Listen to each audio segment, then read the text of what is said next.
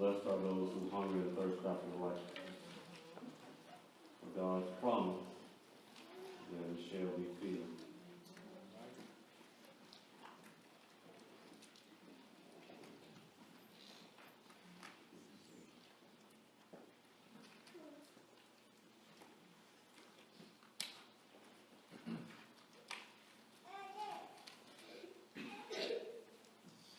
I don't know if it's allergies or 57.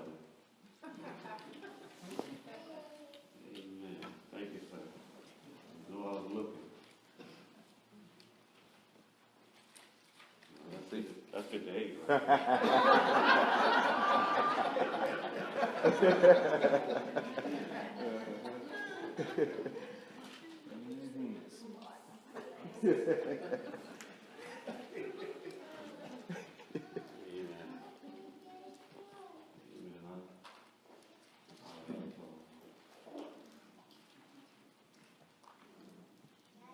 I want this morning to share with you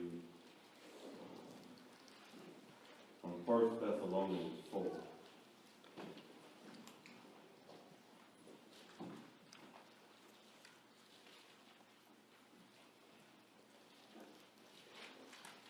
Pray you have your Bibles with you in one form or another.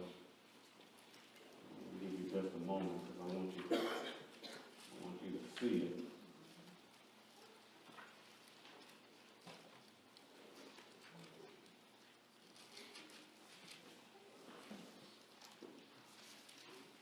We have read in our responsive reading verses 7 through 14.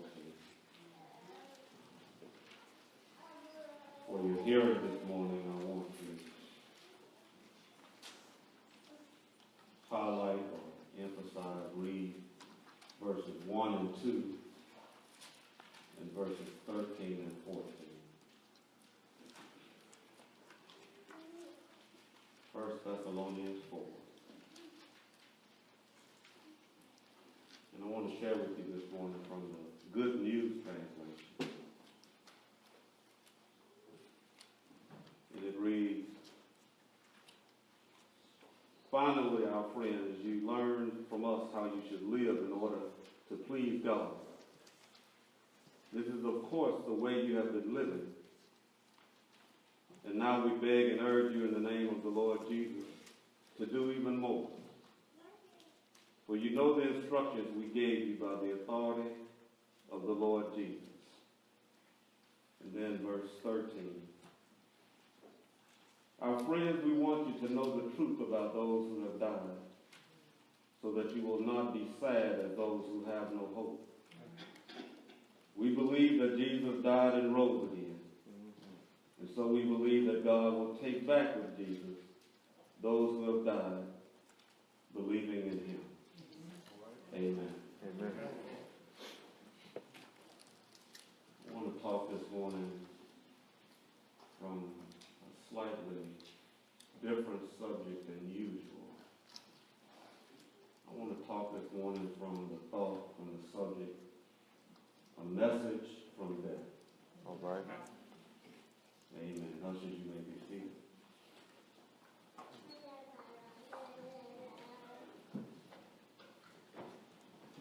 A message from death.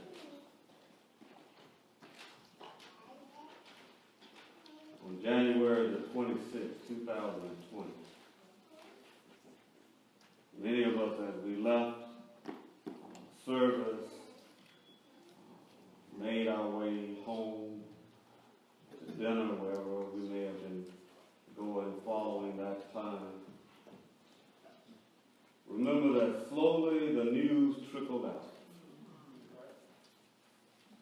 At age 41 and 13, Kobe Bryant and his daughter Gianna were gone. Tragically,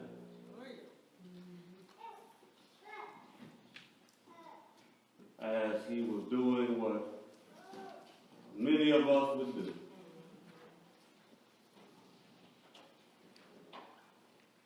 Involved in the lives lives of our children. Wanting them to know that they are the most important things on our list. We rush and we quickly move to get them to various places, participate in their activities. And he had gone so much to the point that he was coaching a little team, Deacon said. Yes, sir. Brother Jerry, I know these are men who work hard and work a lot. Then they get with their children and they gather and they rush to this event and that event, trying not only to stand out and cheer, but to coach and encourage and teach and train. Shape their lives, help prepare them for that next step. And as he did what many of us do. Because he had been given means and opportunity, and because of the prominent level at which he lived life and the places that he had to be,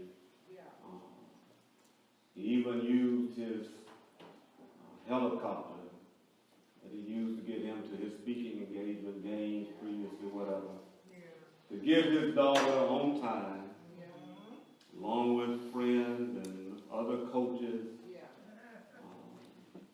to that game that they might be part of their children's lives. And as fans, those familiar with the star, thoughtfully prayed for his family. More information became available. There were 7 other people on that flight. Even another young kid, a teammate of his daughter, Gianna. Other adults who had families, children. And before we knew it, trying to go about our day, the thought of death had unexpectedly, uninvited, forced its way into our consciousness. And days later, I was at the bank and heard the young man, he had made his transaction, but he and the teller had gotten engaged in such a deep conversation that he found it difficult to walk away. And so as he was turning, looking back at the rest of us in line, he had to turn back and make one more statement. He said, "Isn't it just terrible? A man just starting to live life, too young to be experiencing death, trying to do what we all do with our children. He had dedicated all of his time and energy and effort into trying to be the best basketball player he could be. And so he hadn't really had time to do the things the rest of us had been doing," the young man said. And so now here it is, having retired, he's trying to focus on family and children, do the things that the rest of us were doing. And now, gone too soon. Far too often, many of us struggle, just like that young man, to express how we feel about death, to express these thoughts and ideas, doubts and fears that we wrestle with in our mind. We struggle with our response to death. And so this Lord's Day, we have been led to do what all believers ought to do.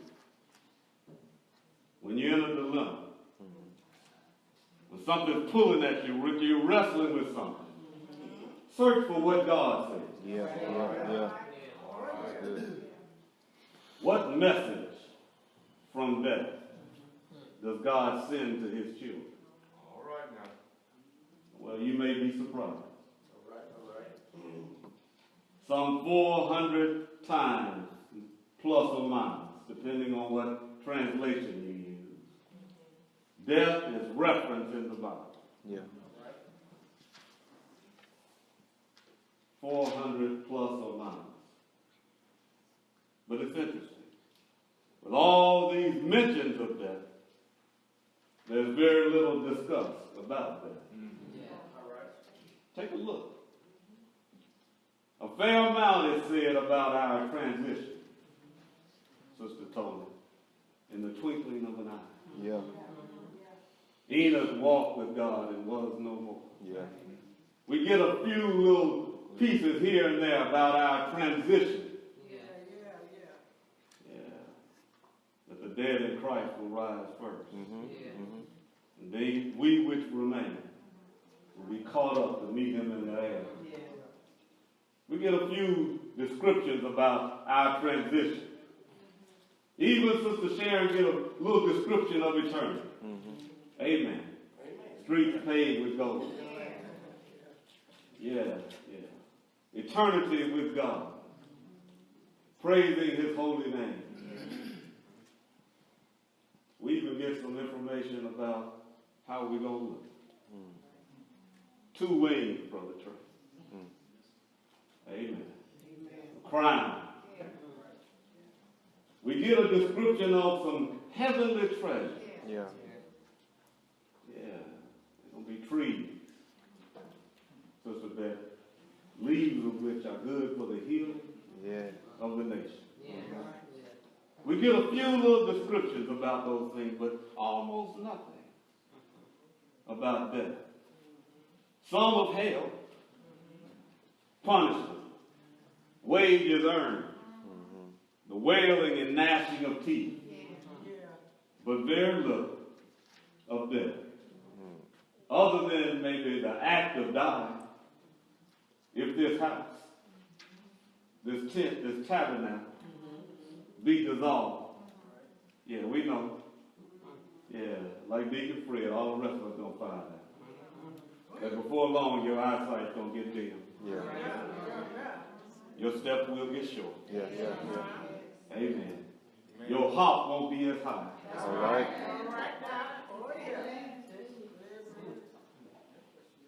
Hebrews 9:27 says to us that it is appointed unto man once to die. Yeah. And after that, judgment by God.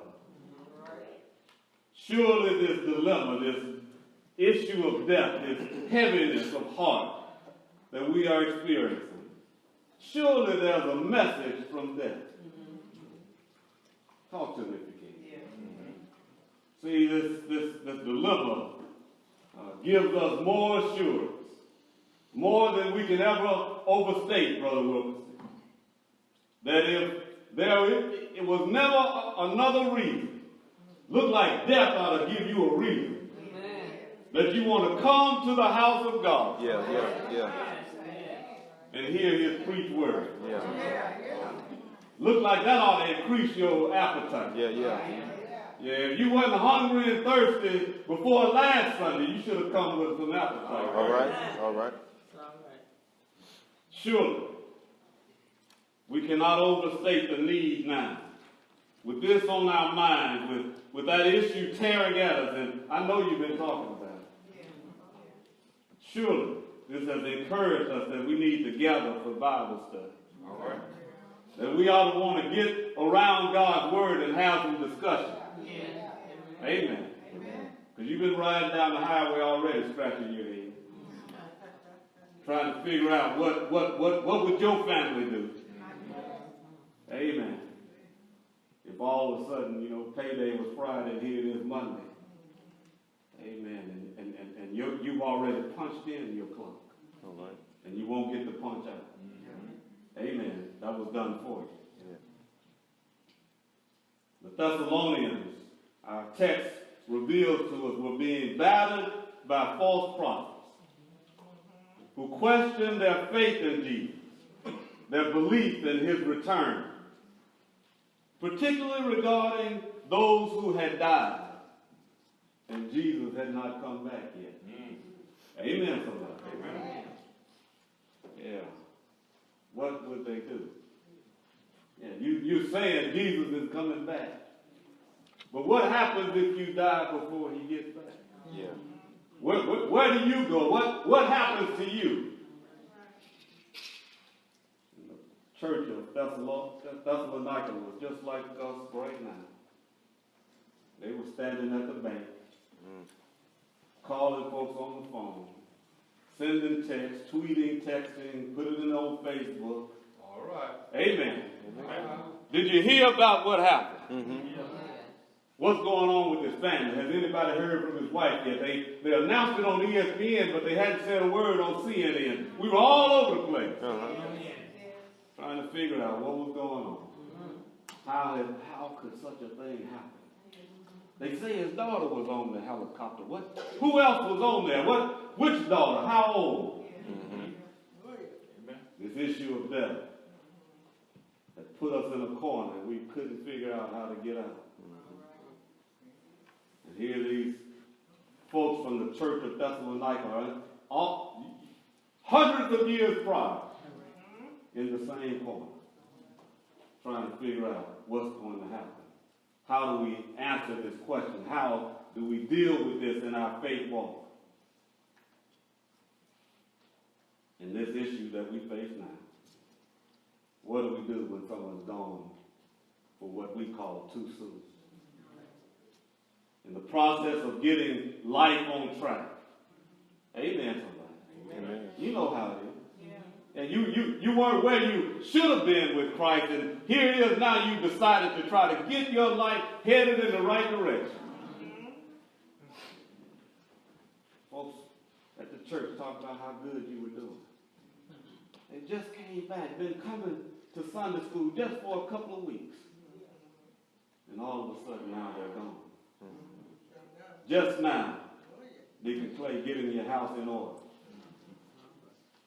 But through Paul, God sends us a message from death. Don't you see? I would not have you ignorant, brother. Yeah. Concerning them which have fallen asleep. Oh, God is so good. Yes, he is. Isn't it? If you know him, death is just sleep. Yes. He could have used the word death. He put it in here over some 400 times. But here's Sister Jill, he says, concerning those who have fallen asleep. He says, lest you sorrow. Oh, I know you miss them. I know you feel like their time got cut short.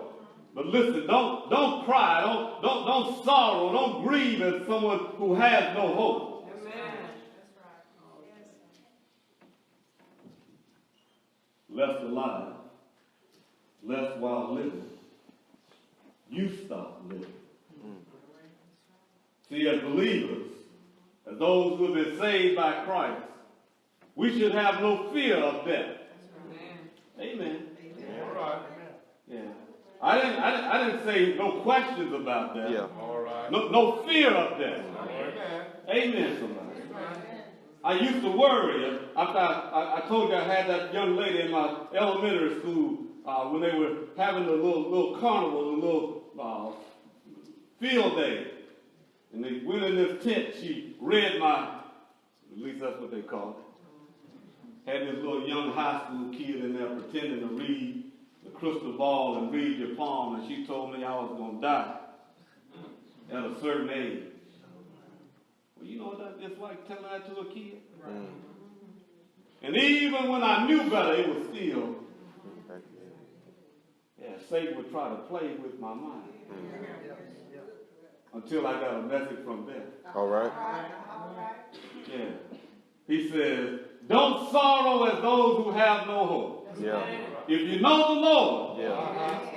there's going to be a great getting up day. There's going to be a great gathering day. Christ has revealed to us a mystery. We shall not all sleep, but we shall all be changed. Yeah. Yeah, that's where it gets to that in the moment. Yeah. in the twinkling of an eye. Amen. Yeah. Yeah. Old preacher told me, God's got you covered. All right. Yeah, as long as you keep your hand in his hand. Yeah. Amen. Amen. When I feel my hand getting loose sometimes, I know he hadn't let me go. I know I'm acting up. Yeah. And I fall down on my knees, or while I'm driving, I keep my eyes open, but my mind is closed. I'm talking, Lord, help me. Yeah. Not die, but help me live. Yeah. Amen. Do you understand what I'm saying? That's the message from death. Don't worry about dying, worry about living. Yeah.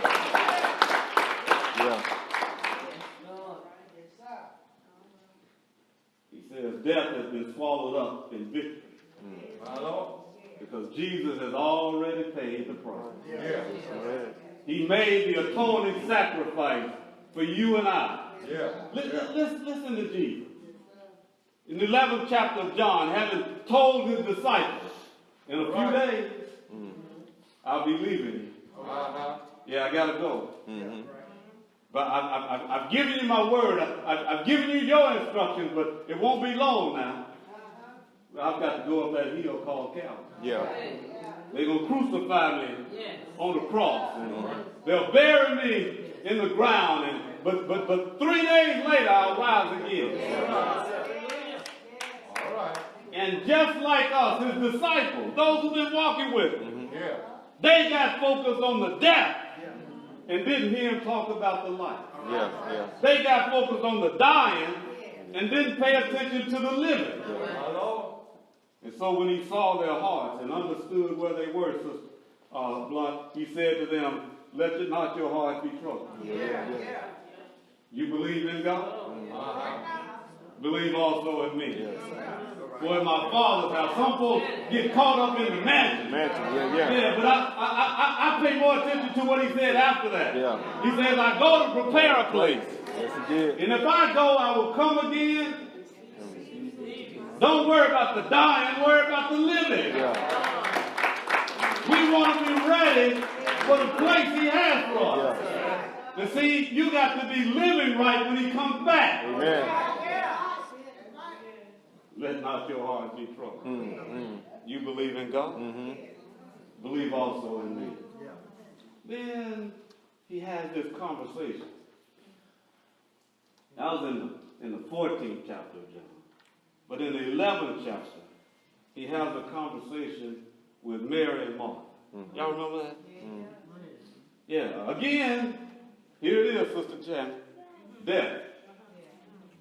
Lazarus is dead. Yeah. Everybody's focused on Lazarus has died. Death is just consumed them, just taken over. Yeah. Mary and Martha. Jesus is coming. And one sits, the other one takes off and meets him. And then finally Martha makes her way. And she says the same thing Mary has said. Lord, if you had been here, our brother would not have died. But I know she says even now that if you speak, he says, Martha, Lazarus will rise again. She says, Lord, I know he will. In the resurrection on the last day. And he says, wait, you've been focusing on death. I need to get you stop looking with your physical eyes and let me show you something spiritual. He says, I am the resurrection. And the life. He that believeth in me, though he were dead, come on, talk to me. Yet shall he live. The message from death is to live. Give God your best. That's what he was using Kobe and his daughter and the others on that helicopter for with us right now. That time is up, but that's a message to you. While you still got some time, while there's still breath in your body, the blood is still running warm in your veins. I know we thought the old preacher saying that was just a nice little saying, but listen, you better listen up. The old preacher, he was just speaking out of a well that always has fresh water. Yeah. You can use that right now. Yeah. While you yet have blood, warm blood running in your veins. Live. Yeah. Live like God wants you to. Follow His word. Don't worry about all this other stuff that's going on. Everybody else trying to get and can it and save it and 401s and bank accounts and IRAs and what's going. You better get you some Jesus. Yeah. Amen. Amen. Amen. Live. Give God the best of your service. Yeah. I Yeah. think that's a song, ain't it, Sister Beth?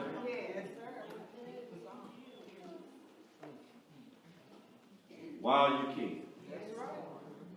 Let the news of death, this shock, this grief, let it compel you to run with perseverance, with joy, and with determination the race that God has given you, this Christian race.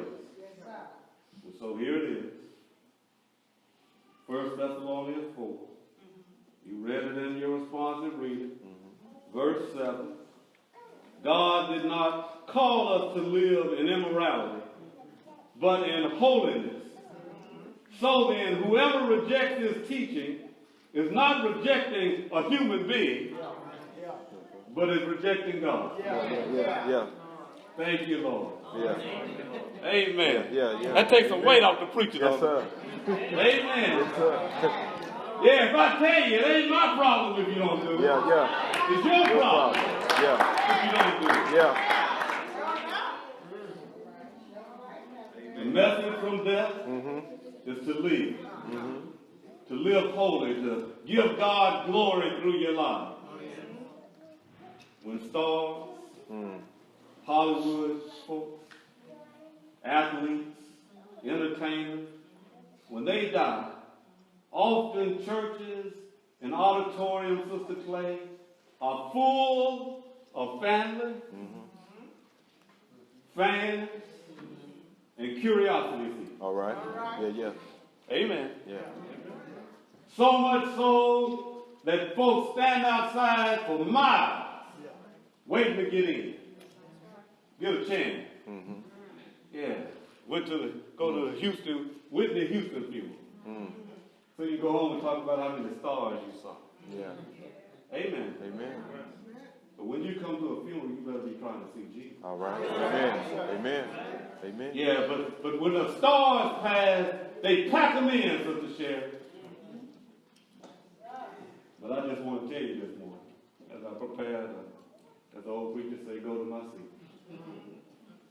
I've been to some services of some persons whose names may have barely been uttered outside of the community in which they live. No television stories were done about them. No articles written in the paper. Amen. Amen. Nobody stopped them on the street to get their autograph.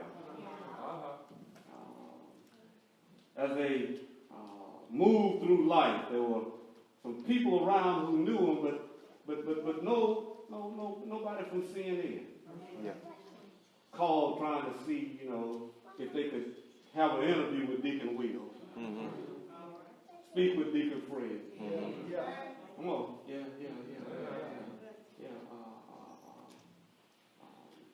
What's our old Deacon Tab? Yeah, nobody showed up at the church. Wasn't no camera trucks parked out front. No. But I will tell you this. Yet the sanctuary was full. Couldn't hold sometimes all the folks who came from far and near. Yeah. Just to pay their respects to a life well lived. That's the service I want. Yeah. Amen. Amen. Amen. Yes, it is. That's the way I want to leave here. Yeah. Live life in such a way that folks see so much Jesus in you that they just want to come to say, Yeah. yeah, how you touch their lives. Yeah.